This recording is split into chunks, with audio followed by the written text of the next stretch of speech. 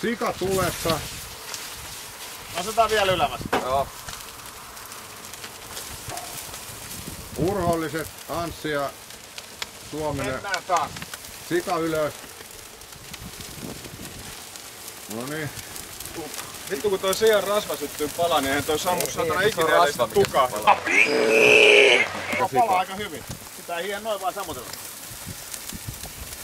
Nyt lähtee saatana nää. Älä sitä. Sit meillä jää vaan fileet enää jäljellä. Palaa.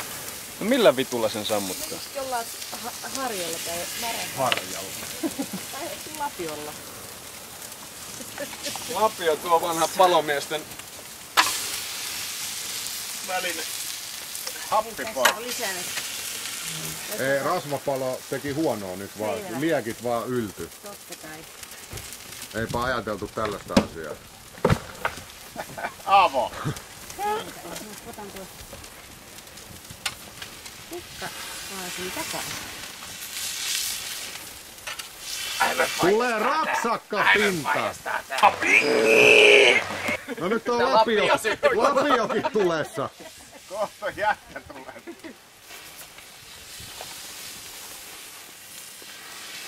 Ota lapio pois. Hyvä. Täällä on enää ihan vähän pune täällä. Mutta älä sillä lapiolla Suominen, se syttyy tulee koko se lapio. Valolla. Ota mä. Mä otan sitten kun... Otan nää. Mä oon yrittänyt viedä tästä naiset pois tieltä. Niin. Kolmosella. 1, 2 ja 4. 3. Noniin. Saatana melkein valmiiksi jo. Jumalauta. Niinku, kuuntelet sä miten pune tirisee? Aina niinku saatana naarat on aina. Sitten kääntää. Kyllä. Näin. Noin. Hyvä. Juuri näin. Kato, perkele. Kato. Siellä ne on. Oli muuten aika lähellä, jos annettu olla vähän pitempään, niin arvaa miten olisi käynyt. Siis erinomainen. Olisi ollut Ne on muutama. uniperunoita. Okei. Aika mielenkiintoiset nää sisäelimet tällä sijalla. Yllättävän monta kivestä silloin kuitenkin. Naissijassa. Niitä tarvitse sit syödäkään. Ne on possulle makuun. Näitä on pakko olla ne pissit muuten.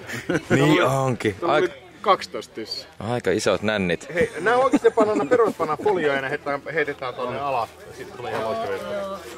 Sieltä se vastaa kauhoa. Koska nää on oikeesti 10 Tää karvia on herkkä. 10 tuntia ollut.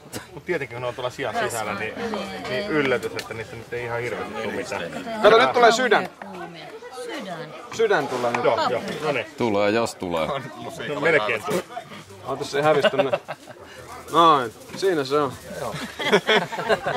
Erittäin luottava juttu, koska